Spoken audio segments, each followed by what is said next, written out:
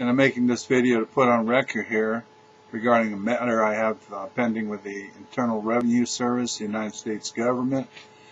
About in 1995-96, I did not file tax returns as I had no taxable income and no obligation to file these tax returns. The government had a different position, and they thought that I had taxable income, but we both agreed that I did not file tax returns.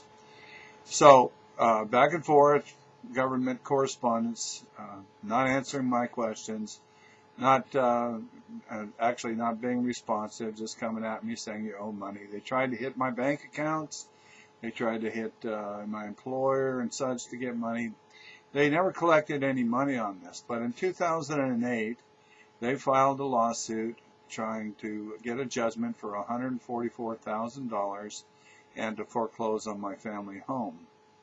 Through the process, there's something called discovery, and part of discovery is seeking answers to interrogatories. So I posed some interrogatories, and among them I asked for copies of assessments, and they were never produced, and of course the government didn't have to produce them. They used some other form to say that, yeah, they were done, but in fact don't actually produce the assessments. I also asked them to give me the code section, to provide the code section that imposed the liability on me in the first place. The government answered that the Internal Revenue Code was public record, and therefore I could go find it myself.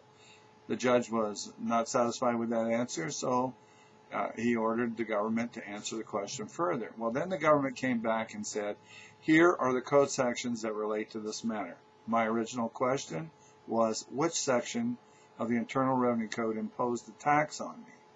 Not, here are the code sections that relate to this matter. Anyway, through a process of summary judgment, and summary judgment is supposed to be used in legal proceedings when both sides agree on the facts. There are no material issues in dispute. And it's kind of like if you got in a car accident and you said, yeah, I hit the guy from behind, and the other guy says, yeah, he hit me from behind. Those are agreed upon facts, and then the law is applied, and no trial is needed. Well, in my case, I certainly did not agree on the facts. That the judge does is he rules that Benoit only had a technical disagreement on the definitions, but he agrees on the facts. I certainly didn't agree on the facts whatsoever. I didn't agree that I had taxable income, and that's the gist of the matter. Anyway, so without trial, I lose. Summary judgment is awarded on behalf of the government.